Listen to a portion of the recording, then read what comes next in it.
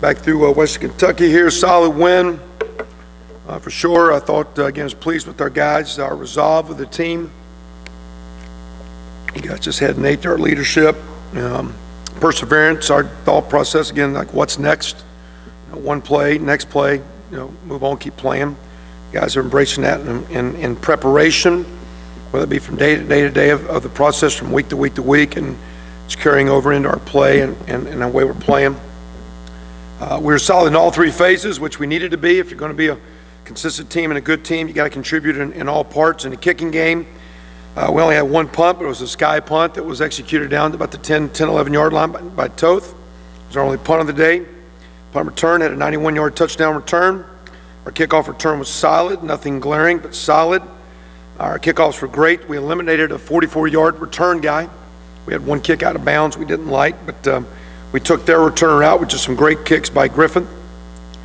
PAT field goal team was 100%. We had a block by Nick Mangieri. So special teams attributed 10 points in a one-possession game, and Mitchell Page and Nick Mangieri were our special team players of the week, which we needed. Defense, we gave up some yards, 484 passing, 35 points, some big plays. But there's a lot to me, again, to continue to build on and not trying to find silver linings. We were 5 of 11 on third downs. We were 4 of 6, had two stops in the score zone in a one-possession game. They had 84 yards rushing on 26 attempts, so that was good to see. And a little bit better run defense, even though they had a lot of pass yards. It's a little bit easier when it's one-dimensional. After the two first quarter punts, I think the comment was, well, we didn't stop their offense. Well, I look at a fourth down stand. They had a 2-play touchdown drive at the big screen. They had a 3-play drive where they really were just trying to draw us off sides and go to halftime. We jumped offside and we busted a play. Then we had an interception, and a blocked field goal. So there's 4 of 6 possessions with stops. And so they didn't have to punt. You stopped them on fourth down, you got to pick. You block a field goal. Those are stops. That's what won the football game. So a lot to build on. Then they had the 1 TD drive. So really in the last, 30 minutes of football, we gave up 1 drive to a pretty good offense. I thought that was great responses by the coaches and defense. Player of the game, defensively, and really is the only player that we gave a winning grade to, but Jonathan Crawford. I think he was just announced as Co-Frosh Big Ten Player of the Week, and that's nice. But like a lot of our young players, every time a young player seems to do something well, they don't show up for a while. And we're talking about being a good team. You heard Ricky Jones say, like, hey, if you're good, we need you to do it again, and we need Jonathan to keep showing up. So very young talent, good player. Our scout players that did a great job against them, some old guys. We need some young freshmen to start showing up on this list, but it was Alex Rodriguez and Sean Damascus, some guys that travel, play on special teams, but they're kind of down the line a smidge where we use them a lot in our scout looks, and it's nice to have the old guys. We need some young freshmen to grow for us there and help us. Offensively, we had 630-plus yards, 34 first downs, 20 of 27 passing, 284 rushing. It's a great mix, good balance. Not trying to be 50-50, but just being able to execute in both phases is awesome. We were much better in third downs, which was good to see. Did have some score zone concerns. Again, our thought going in that game, prior to the game, was we needed touchdowns. We kind of have the mindset of, not that we think our defense is going to play poorly, but, if you listen to old school Tiger Woods, he expects the guy to make the putt before he putts, so he thinks he's got to make it instead of reacting to it. Like our thought is, we have to score because we expect other teams to score. We don't expect there to be a lot of 13-9 college football games, especially games that we're participating in. We think they're going to be not shootouts. We just think you got to score points. We had a turnover on the 27-yard line, a fourth down on the 22, a fourth down on the 13, and then we end the game on the 1-yard line. So there's potential 28 more points, which gets you up to that 60 number, which would be outstanding. Winning performances on offense by Divine Redding, Jordan Howard, Rick Jones, Wes Martin. Second time for Wes as a young freshman, good to see. Michael Cooper and Danny Friend. Danny's playing well, Mike is too. Nate Suffolk played well, but his turnover there in the scoring zone haunted him from having a winning grade. Player of the game, we had 2 on offense. Michael Cooper, who's really playing strong for us coming on, not just catching ball, but it's blocking, pass pro. It's really that tight end group's playing well. And he and Danny, but Michael especially, and Jordan Howard. Scouts, second time we've recognized Tony Thomas, again an older veteran, and Ryan Watercutter. So again, that wraps up that game. It's a good win, good test, a lot of respect for our opponent last week, and like I say, just proud our kids played hard, prepared well, and good to get that victory. Next is Wake. Wake Forest comes in at 2-1, coming off a road victory at Army. They've been on the road 2 times. We'll be back for their homecoming game, so I'm sure they'll have a great crowd at Grove Stadium. Coach Clausen, Dave's done a great job from Richmond. Took a stint at Tennessee, and what he built at Bowling Green, took Richmond in high, big into the playoffs at the FCS level. Had a tremendous program at Bowling Green. You see a lot of similarities between his Bowling Green development and what's happening right now in Winston-Salem. And not just him, his staff. Like his defensive coordinator's been with him a long time. They're playing great D. Offensively, they know what they're doing. They've recruited well, playing a lot of young players, very much improved from a year ago. This will be our first of 5 road games. Playing on the road each year is always different, and how your team embraces that challenge. And do they make it bigger than it is? Can they create their own energy and synergy to play? They are outstanding defensively. They're 9th in the country in total D, 39th in rush D, and that's pretty good when you just played Army that runs the ball every play in a wishbone attack. So those numbers are skewed. If they had played a normal football team, they'd probably be sitting about 12 or 15 in rush D. 7th in pass D, 23rd in score. They're 5th in fewest big plays allowed, and they're 7th in third down defense, giving up 19%. So they play really good defense, which is the same thing Coach Echo and his staff did as they came out of Bowling Green. Quarterback-wise, Wolford, their kid that we recruited, know him well. I went and saw him down in Jacksonville when he came out of high school. He's completing 70% of his balls. He's right now at 237 yards a game, and he got hurt last game and had very poor stats, hurt an ankle. And so he was really throwing for about 280, 290 a game, and so it was at 70% clip. Now he's got the ankle injury, and who knows the extent. He did walk off the field. He did play after he hurt it. I know he's a competitor because having recruited him, I know what he's about in his high school pedigree, and played as a true freshman a year ago. They did have another true freshman they went to, a kid by the name of Hilton. It's an athletic kid who's completing 60% of his passes, and he was their leading rusher last week as more of a run threat quarterback. So you got to prepare for a little bit of both, which is always difficult. In your preparation time, it'll be very, very challenging. You got very good young backs. Tight ends, a transfer from South Carolina, kid out of Charlotte, who's an upper-level player, can do a lot of things for him. Young at receiver. Their skill guys are young, like our guys are. Their O-line is making a lot of strides here, too. And in the kick game, if you just look at last week, they had a long kickoff return, about 60 yards. It was negated with the block in the back, but a good returner. They do a great job with their punt team, punt looks. They kicked a 47-yard game-winning field goal last play of the game with a big-time hold because the ball skipped 3 yards short. And to get the hold and make it game winner was a huge job for their guys. So for us, though, again, good challenge on the road, very good opponent, BCS team. We're looking for, again, for us, we got to continue to get better. We need another good week. We got to learn how to play on the road. We got to keep eliminating the big plays. We got to keep finding ways to get more points offensively. We've got a lot of improvement to do. We've already addressed that with the team last night. We're healthy coming out of last game, and we need another good week. Questions? The tight ends, their plays picked up each week in terms of receptions. They may have been pretty steady elsewhere. But in the passing game, is there a point where would you like to see them in terms of the overall input that they have from a catching standpoint? We don't have like numbers where we're trying. I mean, I think we feel that more people we can get, involved, the more difficult it is to defend. And so whether it be throwing the ball to tailbacks, throwing the ball to your slot receivers, throwing it to outside, and throwing it tight end. So we're not sitting there like slashing how many catches each guy gets, but we're playing those guys that are on the field more. There's more 2 tight end groups on the field, so sometimes just statistically they're out there more. And it's like one of those passes the other day was caught that a lot of times that's the slot receiver, but because the personnel grouping was in, it ended up being a tight end. So sometimes because that group has just improved, that mathematically, statistically, they're on the field more. Because you're running the ball, you got some play actions. Sometimes they're nice check downs. We had a great third down conversion today. It was check down to the tailback. And it's 3rd and 15. You check it down and now you run to try to get it. So we trust them. Danny Friend's catching. I mean, the most athletic guy is Jordan Fuchs, and he's kind of back playing more, and we'll keep getting that, but we're throwing I mean, I think probably Cooper and Friend have the most catches. I haven't seen the numbers. I bet that's right. Is that right? And they're probably the least, they're number 3 and 4 on the athletic chain of the tight ends. If you said who's the best pass catcher, you'd say Fuchs 1, Casaro 2, yet the leading pass catchers are 3 and 4. So like I told Coach, both offense and defensive coaches last week during the game, they said, who is at, and I go, call the play. That was a big Randy Walker deal. You cannot call plays thinking about who's in the game. If you put him on the field, he's got to do the play, so call the play. You know how to attack the offense or attack the defense. So don't worry about who the corner is. Don't worry about who's rushing, call the play. And so we're just kind of running the offense, and those guys are on the field getting the mix, and it's good to see. How difficult is it kind of game planning for that uncertain quarterback situation?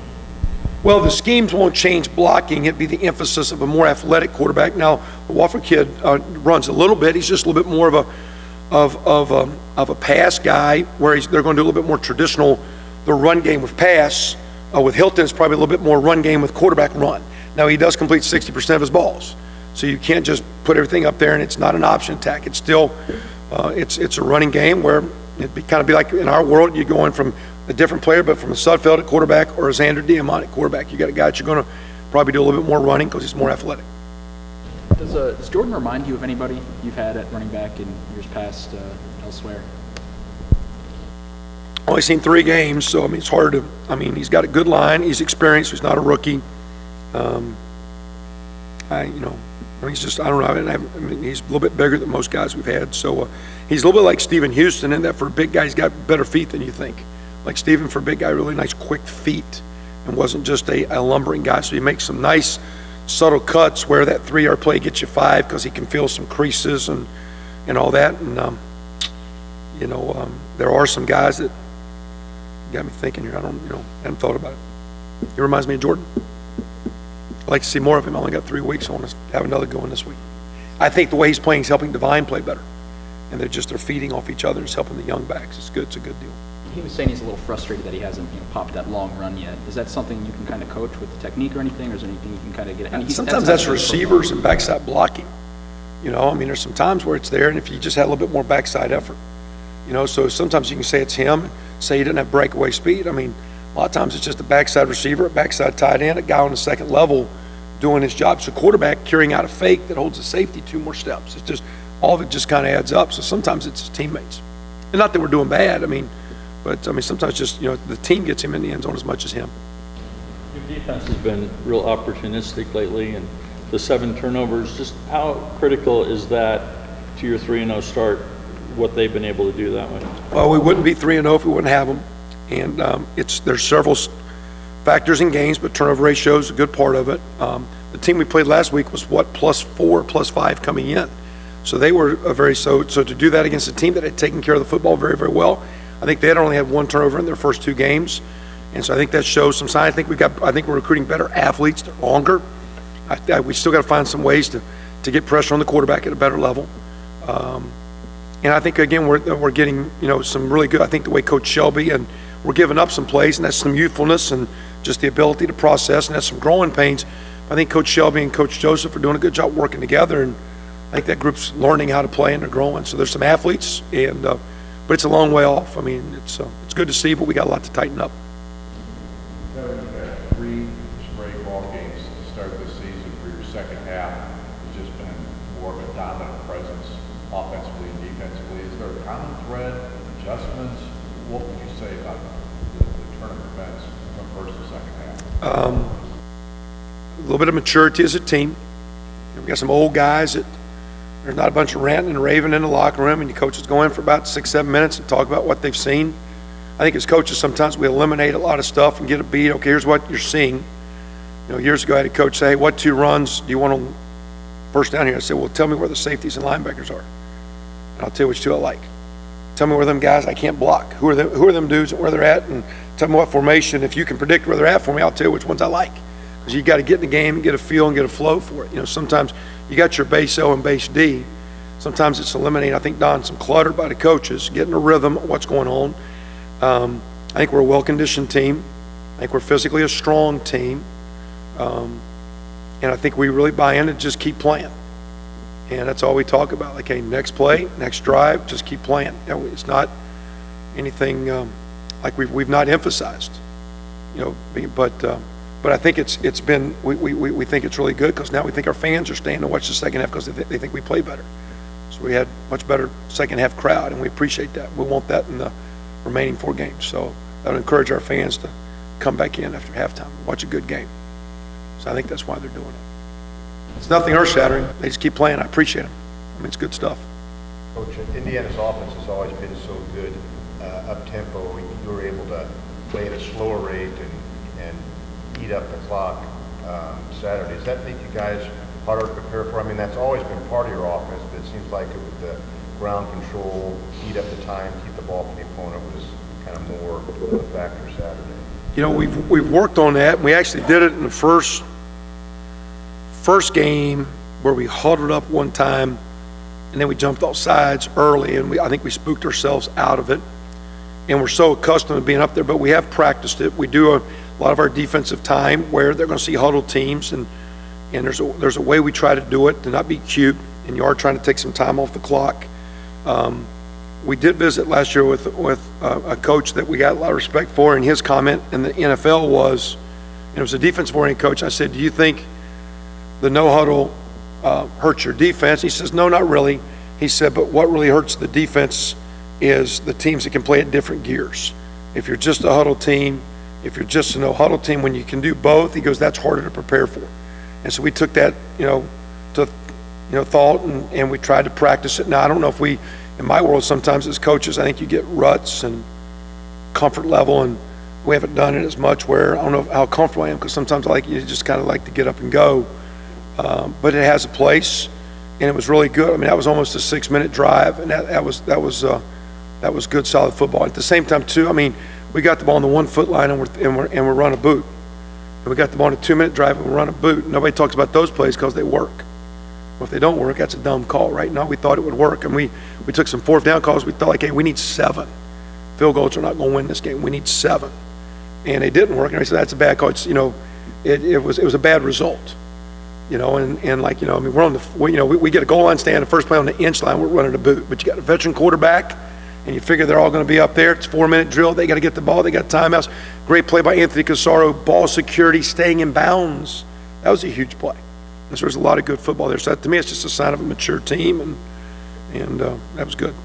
You have to practice that, and that kind of makes sense because I've heard, I know Coach Johnson one time, the team is so used to playing fast at times, to slow you down, guys almost get sluggish because they're not used to doing it. So it does sound like something that you really have to, I guess. You get a little lethargic. The linemen can get up there and get in their stances too long.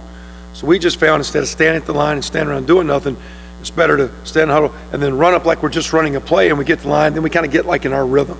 So it's almost like you're just stalling taking 20, 22, 24 seconds off the clock. You kind of look, okay, call it now. Nate's got a feel for when to call it and get out of the huddle. And sometimes though you got plays you're checking with, so it can be harder than you want it to be.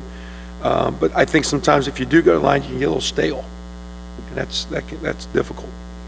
You guys having to win 3 close games so far and kind of take it possession by possession. Does that help, or does that translate at all to playing in a road environment where you have to create your own energy and focus on every drive? Well, and we're mature enough. These guys have played. We've got a lot of young freshmen in the road. Again, in time, you realize it just goes back to the field and the preparation and the dimensions of the field and the goalpost and the old Hoosier line. It's the same setup, and it's the same plays, and you prepare for the opponent. So hopefully you can get back to that point. I think the only thing is that I'm really discussing with coaches that we still have some young players that want to play, and because some of these games have been as close, we haven't played as many players as you'd like to play. We got to keep developing some of the youthful players and keep bringing, like we had Donovan Hill at the receiver, and we're not moving him, but we think he can help us now.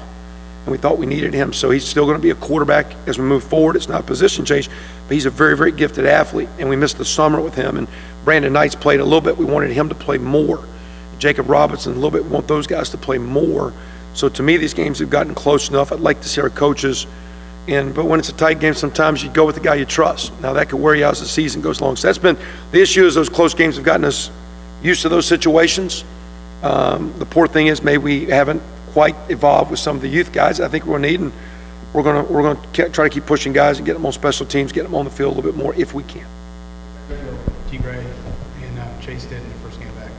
I think okay. I think there's a lot of rust. They didn't get winning grades, and like I say, anytime you miss, even though you got talent, I mean, that was game one. And players make a lot of improvement from 1 to 2, so they were by no means poor.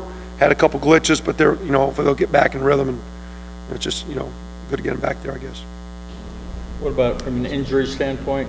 You come out of the other day, okay? Yeah, we're good. Yeah, I think Keontae Walton will get back this week. He got a little nicked up in that last game, but he should be back, so we're really good there. Won 3 close games. Mitchell Page was talking about, he said, look, this is my first year playing. He said, but I see a team out there right now that expects to win. Is that something you've seen grow with this team just in these 3 weeks, maybe? I don't know that as much as I think we got a team that expects to play hard.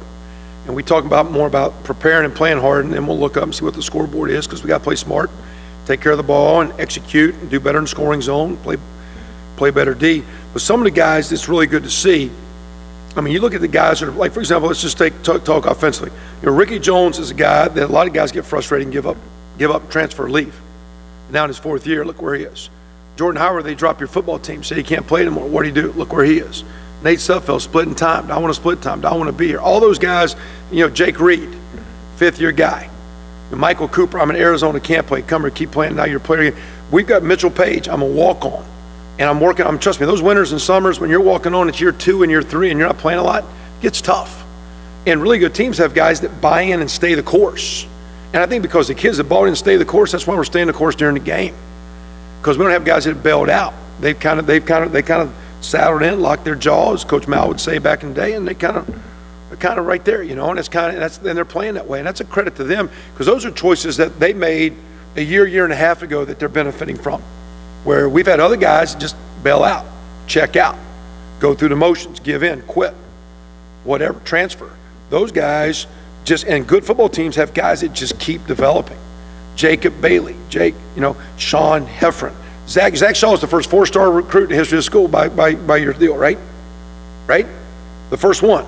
This is his first year truly starting in his 5th year. First one. I don't know where your guys rated him, but I know you guys have him as a 4. Everybody made a big deal about it. Well, he's playing pretty good football. It took time and perseverance, which was one of the things I appreciate, the perseverance of our team. That's a quality of a good team and a good player, and that's a not common quality with a lot of kids. And we're getting to where, as they've persevered through the program, now they're persevering through games. It's not pretty. We're not real good. We got a lot of stuff to improve on, but they have a great attitude, and they care a lot. You heard Nate say, Dan Feeney cares a lot at a high level. We have a lot of that, and that's what's helping us. And we'll need that on the road. We'll need it as we wrap up the non-conference slate here. Some comments about Wake Forest. Do you have those in the back of your mind at all going into this week? Well, first of all, those are made at an alumni event, contrary to other people's alumni events, in the right kind of way too, where I can't even believe we have media people there to report what happens in an alumni event. But here's the deal. Like, I'm not going back home because my home's here.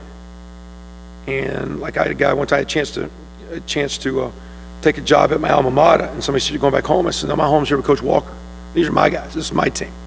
So this is our team here. My first job was in Winston-Salem, North Carolina, at Winston-Salem State. Spent a lot of time at Wake Forest with Whitey Jordan, a great line coach, on Bill Dooley's staff teams, Al Grove's teams. Went to Boys State at Wake Forest, was recruited by Wake Forest. When you grow up as a Southern Baptist, there's a thing called a Royal Ambassador. And about the 2nd or 3rd game, you load up on the First Baptist Church bus. You go over to that game as a 5th grader and a 6th grader, and you sit in the stands and watch them play. Been to Grove Stadium a lot. Got a lot of respect for the school. Got a boatload of respect for Coach Clausen. And so again, when you grow up on Tobacco Road, it's like growing up in this state. You like somebody or not. You know what I mean? And I'm personal. It's a great school, great place. I know they got tremendous players. But for me to tell my alumni, I'm going to tell my alumni people every week, we're going to go win the game. It's what we do. It's what we're supposed to do. We're getting to the point we want to do it. It's going to be a good challenge and tremendous deal. And that was nothing slighting Wake Forest University or the football team. It's going to be a very, very good challenge. And like I say, I'm excited just to work with our team this week. And not really excited to see my friends. They're always welcome to come up here. And so I'm not going back to see my buddies. Matter of fact, my dad's here with me right now. He's up here with us. So it's about us up here and us getting ready to play. And like I said, it was not a slight. It was intended. But again, when you let media people at an alumni event, I mean, geez, I've never understood that, but that's what we do. But I love our media, and I love our alumni. What else? But I trust me, like coaching at Winston-Salem State, I learned more football 1 year at Winston-Salem State than any place I've ever been. First year recruiting, in that environment, teaching classes, taping ankles, coaching ball at 26, 7 years old, that was good stuff. That was big time. And a chance to get back to that regional will be fun. But I'm really just excited to see if our team wants to keep working and see how much better we can get and now go on the road and play a really good team. Okay. All right. Thanks, Ben.